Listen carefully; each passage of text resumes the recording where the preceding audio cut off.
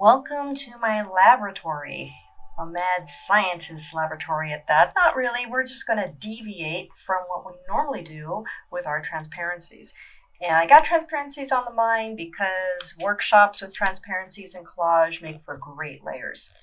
So what I'm doing right now, I've not really done before in any of these videos, in any of these collages. I have here a simple piece of wax paper and some packing tape. The reason I'm doing this is because of these lines that are going to show up in my transparency. And there's nothing wrong with straight edge, but I want to do something a little different. I don't mind the straight edge showing up on my transparency, but I'd like to give it a little more variety, maybe a softer edge. So this is how I think we're going to do it. I'm going to cut, or rather lay down, a piece of packing tape. Give it a trim here.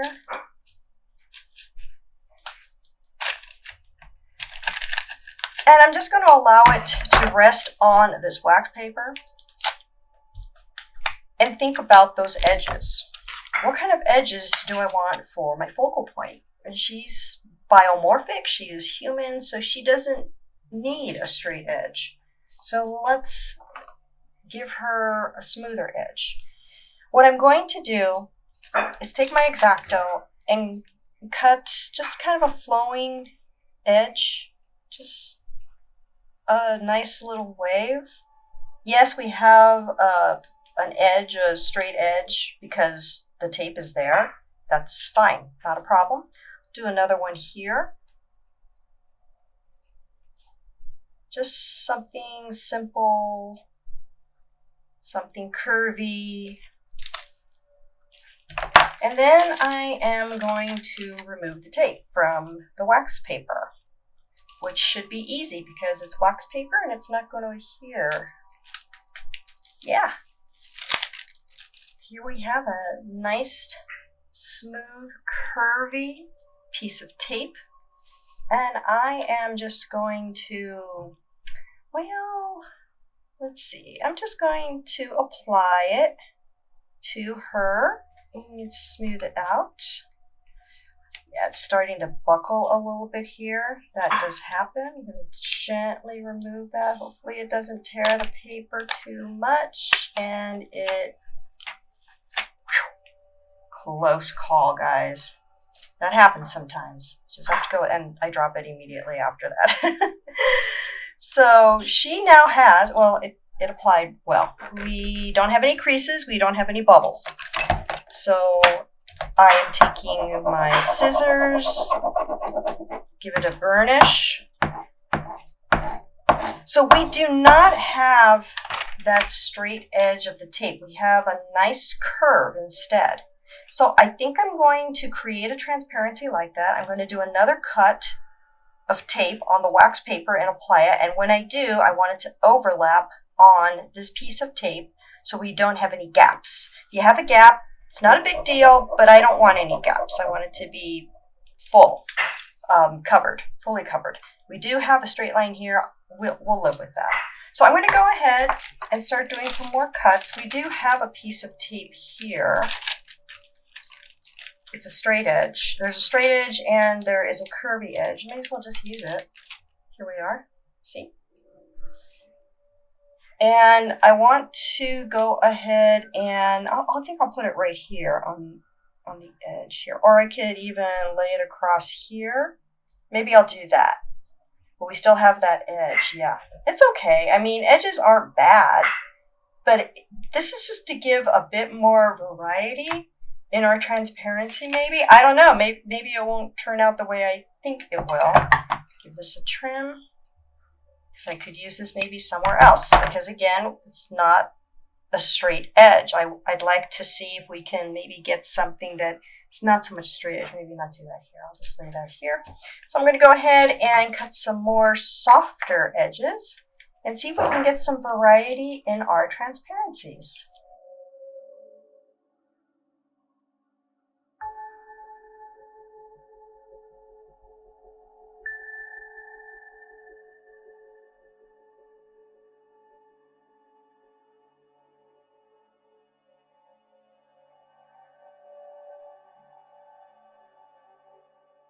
I quickly discovered that you can cut out a beautiful shape of tape from the wax paper, but you need to have a little give so you can pull the tape off. When I cut out a particular shape and I didn't have any space to remove it with the wax paper, it was stuck on there and it was impossible to get off, so I gave up. Maybe another way around it. I am learning right along with you.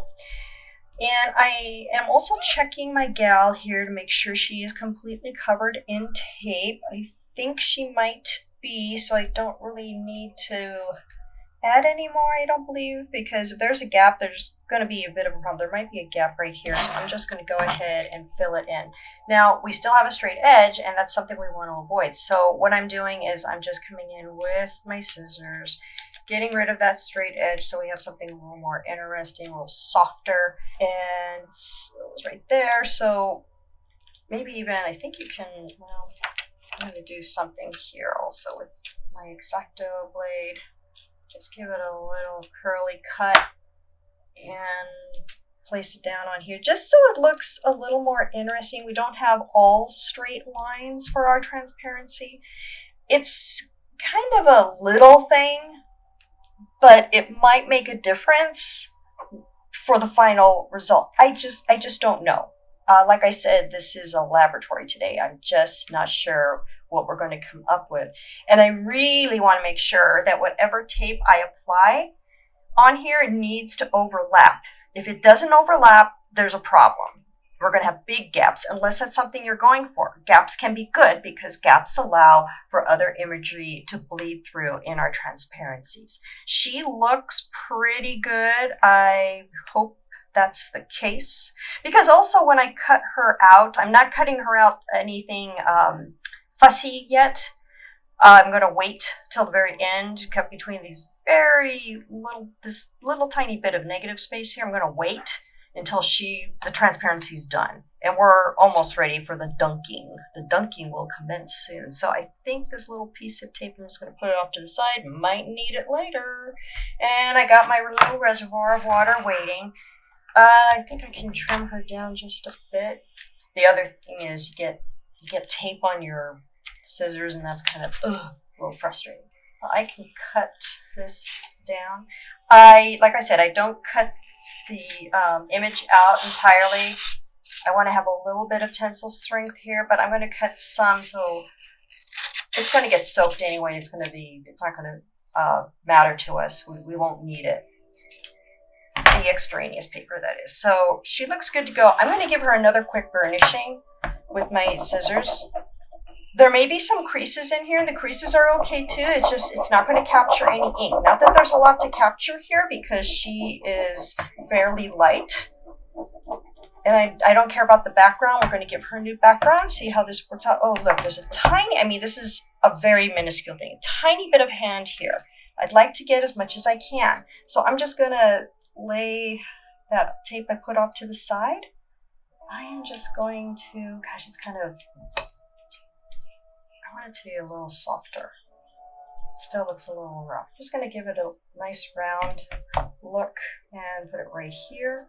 Okay, so actually doing the burnishing is a good thing because it gives you opportunity to take one last look and make sure all the area you want transparent is covered in tape. And let it overlap. And give it a rub. And give it a dunk. Once it's saturated, it doesn't take very long, especially with the contemporary paper, the contemporary magazine paper. It's pretty easy to peel off. I use my thumbs. You can use a sponge, a gentle sponge, the gentle side of the sponge, to remove the backing of the paper. Just gently peeling it off, kind of like when you have a sunburn and you're just peeling that skin away. There we go. That's a nice peel. This is working out very well. You can see, I think you can see the lines from what we did with our transparency. I think there's a little gap there, but it looks like it's okay. She is very light, but we can still see her. One good way to see if your transparency is working is either way. Would it work this way or that way? And you can't tell because the transparency, see, there's a gap here. And that I'm okay with that. I just work with it. It's not really a big deal. But yeah, I'm kind of wondering why that happened. But I do like the way this is looking, that nice little flow line. Actually, it's making for a very interesting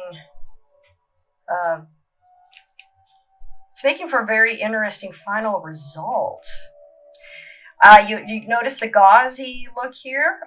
That's okay too. Stay with it, because what's going to happen is your liquid text, your acrylic medium, I'm just using a medium matte on this. I'm not a painter, so I'm not really good with acrylic mediums, but I use it on to adhere my transparencies to my collages, and it works pretty well. It seems to actually,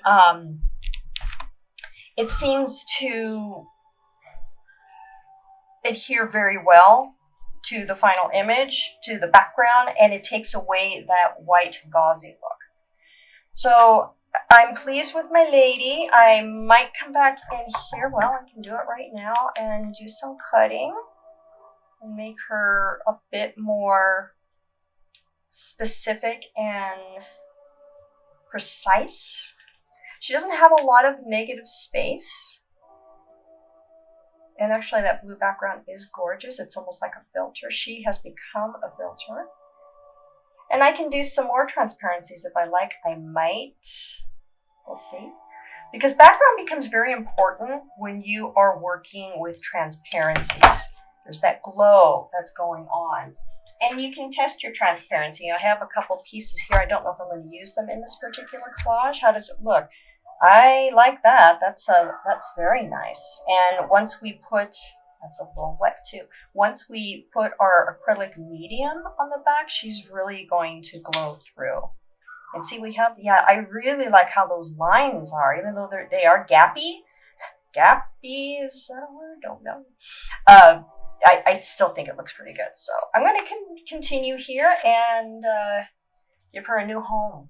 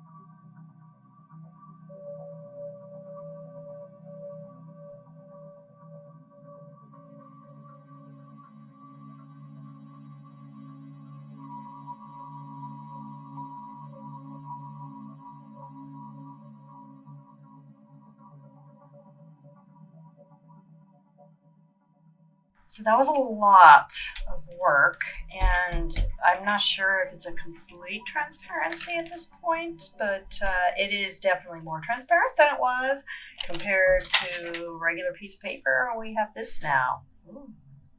So I think this will be fine. This will definitely work. I like that it's a totally transparent piece of paper. Still a little sticky too, which again, that's not going to be a hindrance to what we want to achieve here. You can't really see the line, that straight edge line that I was so concerned about. So I think all in all, it's working out. So that you can see it better, here we have our girl focal point and a piece of paper, our transparent page, and this is what I wanted. Ooh, what do you guys think? How does that look? I like that a lot. Okay, this is nice. I really like this. This was a lot of work, as you saw. Oh, now it's sticking here. Hopefully it doesn't capture Okay, I thought I was going to pull up some of the paper, but this is watercolor paper. I'm probably going to use this as my background to build my background now, because now we have something else. We've created another layer. I was looking at this flower. I thought this flower might be nice. This is sticky, so I'm reluctant to test it by laying it down on here. She is not sticky. I'm going to lay her over there. So I was thinking something like this, a layer here. So we have the words. You can still see, and you see the flower, and you can still see the flower through her. And I'm going to cut, yeah, it's sticking to the flower. Oh no, may not be able to use the flower. There's not a lot of adhesive on here. Okay, we should be okay. Let me give that some more thought. I'm not sure if I'm going to use that. But what I would like to do next is we are going to create that layer. You know what? Let's use a little bit of wax paper because we have a sticky piece of text. And wax paper has been my best friend for a long time with collage. It allows me to do so much. You can still see there's some streaky parts of the paper that remain. I don't mind that. That does not bother me because mostly you have translucent text going on. And then she will go on top here. Is verbiage important? Do I want certain words to pop out for her?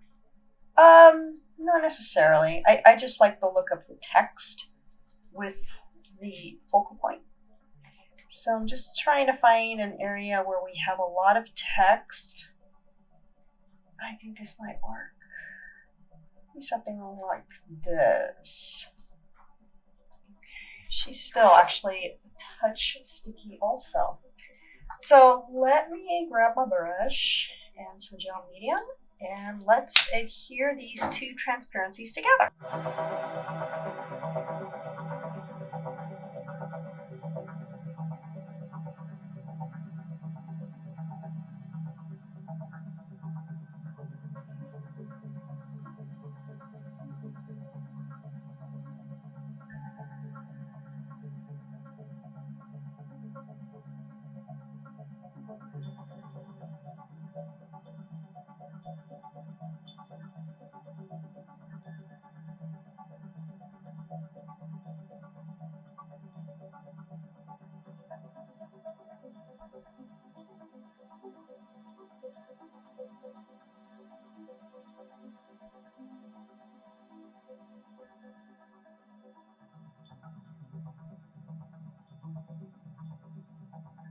What we have here are two transparencies, our girl, the text from the Grey's Anatomy, and I adhered it to the back of a map because maps, we love maps. Collage artists unite, we love maps, right? I covered up like a big orange piece that I didn't really care for and used some white. And I did pivot because I thought I was going to need a dark background, and I can use a dark background. I can still work with a dark background. I'm just not sure. I thought about just staying with a light background now, but I don't know how this is going to end up looking. I do love the way the focal point looks. In fact, it doesn't really need to take up this whole picture plane. When you're working with collage, if you feel overwhelmed, it could be that you're just working with too large a picture plane and you don't have to. You can scale back and work with something else.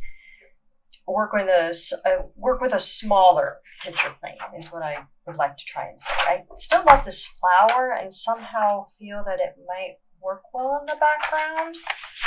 Still thinking about the background because now that the focal point is done, I can turn my attention to that background. And I had ideas for the background, maybe more transparency. Maybe transparencied out. Or it could be a case of I need to maybe set it aside and look at it again tomorrow. There's no rule that you have to do the whole collage in one day. In fact, in many cases, I have more success when I just let things go and leave them alone for a bit and then return to them later and see what I come up with from a good night's sleep or just a couple hours away. I do like this dark blue and how it could be a nice contrast, but I'm not sure. So I'm going to play with it a little bit more, and maybe when we come back, we'll have a finished collage.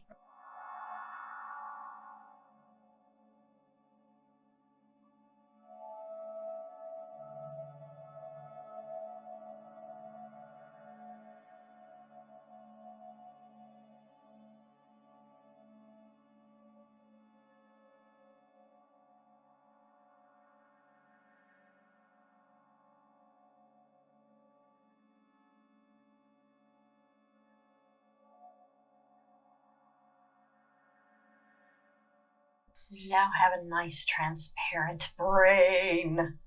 I actually tried to leave some of the paper backing on this to emphasize this yellow because it goes well with our focal point.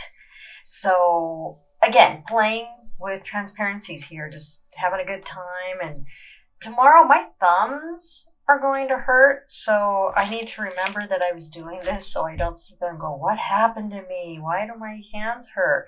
It's from all of this scrubbing. You may have noticed, so here's another technique, and I actually saw one of my participants in a workshop do this. If you have this heavier paper, you can submerge your transparency with the tape on in the water, let it soak, and then while it's still in the water, start trying to remove the backing. It might make your job a little bit easier. Use a sponge. I recommend using the sponge for this heavier paper. This is Gray's Anatomy. It is vintage paper, but Gray's Anatomy is tough. It can really hold up pretty well, so you need to put on the thumb grease. So I think this is going to make for an interesting collage. I did the cuts like we did with our focal points, so we don't have those straight edges because the brain, as you know, has no straight edges. And I'll just do a little bit more cutting, a little bit more trimming, and so much for sleeping on it. I'm going to keep working on it.